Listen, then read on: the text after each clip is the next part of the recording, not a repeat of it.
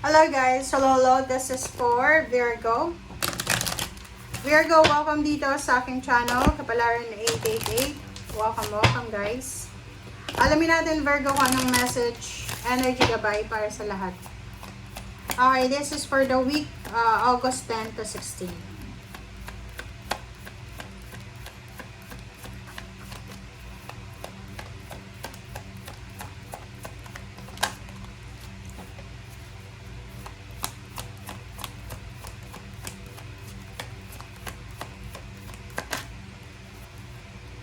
Okay. Virgo. Ang nakikita ko sa'yo dito yon, you have several issues, financial issues sa buhay. May mga problema kayo sa pera. Kaperahan yung problema nyo. It's either your health, you have health issues sa stomach, sa reproductive organ, sa breast, or pwedeng sa brain, or kung ano pa man ng mga health issues nyo. Yung iba sa inyo dyan, ang problema is financial issues, magkakaroon kayo ng idea sa linggong ito. Kumbaga, may isip mo, bakit hindi ko subukang maghanap ng ibang lahi, kahit matanda na, kahit senior citizen na, para maging asawa ko, para maging katuwang ko. So yun, this week, eto yung posibleng maiisip mo, eto yung posibleng papasok sa isip mo na, ay, kailangan kong makasurvive eh. So may pag-asa pa ako eh. So, sa nakikita ko sa'yo dito, eto yung magiging solusyon mo. Pwedeng maghahanap ka ng maimpluwensyang tao, lalo na sa international, pwedeng maghahanap ka din ng trabaho sa ibang bansa, or kung yung nasa Pilipinas na Virgo na hindi nagpo-progress yung mga trabaho nyo, yun, possible kayo na maghanap ng trabaho sa ibang bansa. Trabaho, relationship, or ano pa man.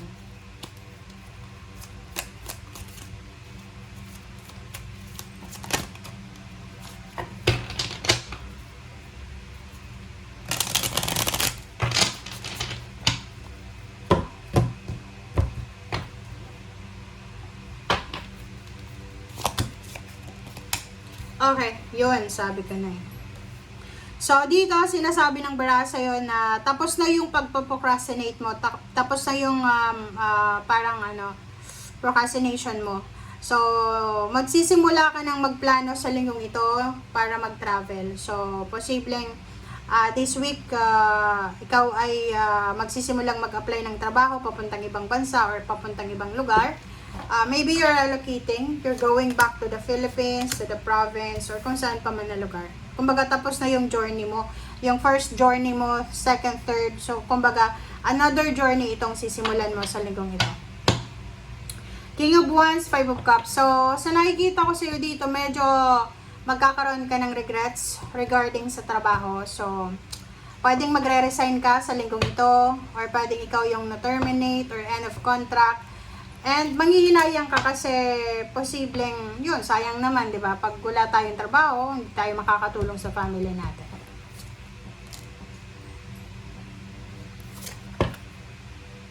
Okay, so simula sa linggong ito, posibleng mahihirapan ka ng balansehin yung iyong finances. Pwedeng sa linggong ito may mga financial problems, obligations kayo na posibleng lalabas. Okay, Six of Cups. Okay. Wala kang choice daw eh. Wala ka daw na choice kundi bumalik sa kung saan ka galing. Wala kang choice kundi bumalik sa kung saan ka galing. Okay?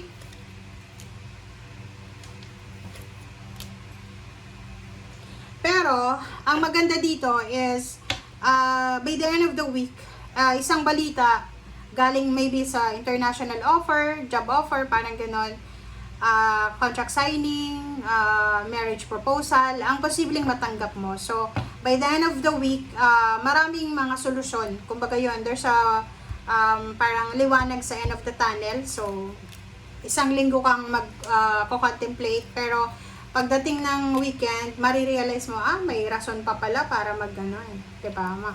Hindi pa pala huli ang lahat. Okay? And, isang balita ang posibleng matatanggap mo. And yung balitang ito ay may isang bagay ka na kailangan na i-give up for the sake of money. Dahil wala kang pera. Like halimbawa, ngayong linggong ito, may gusto kang bilhin. Okay?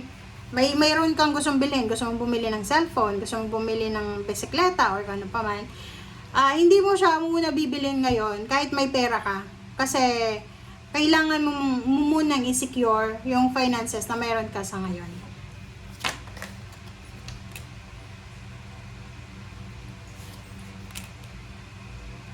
Okay, next is Seven of Wands. Seven of Wands and the Moon. So, sa nakikita ko sa'yo dito, Seven of Wands and the Moon,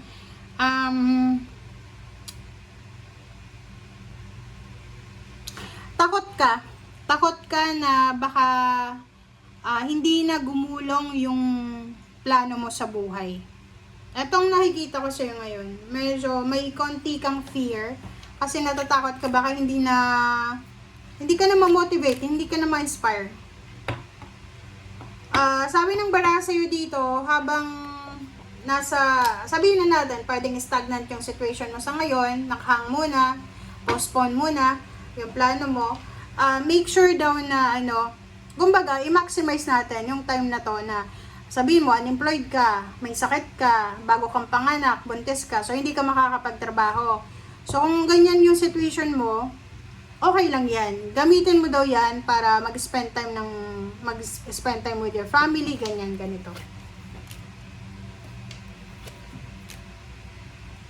Yun. So, sa nakikita ko sa'yo dito, there's a parang yung iba sa inyo, lalo kung unemployed kayo, Virgo, tapos wala pa kayong asawa, walang relationship, ang nakikita ko sa inyo dito, siguro mas uunahin nyo muna yung paghahanap buhay or yung pag-iipon ng pera kaysa sa relationship.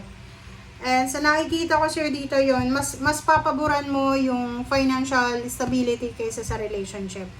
Ang relationship mo dito, sa nakikita ko, na natatakot ka, okay? Medyo may konti kang takot, kaya pala may damon.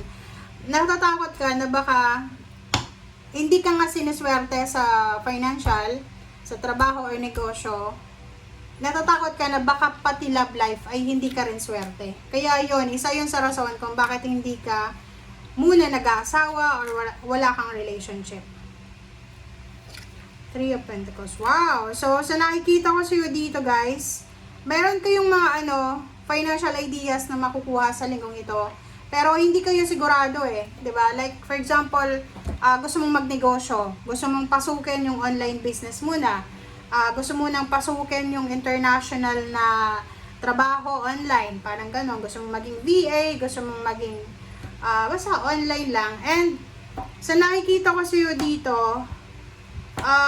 marami ka, by the end of the week, or maybe next week, or next month, marami kayong maiisip na mga bagong source of inspiration kung paano kumita ng malaki. Okay? Thank you guys. Bye!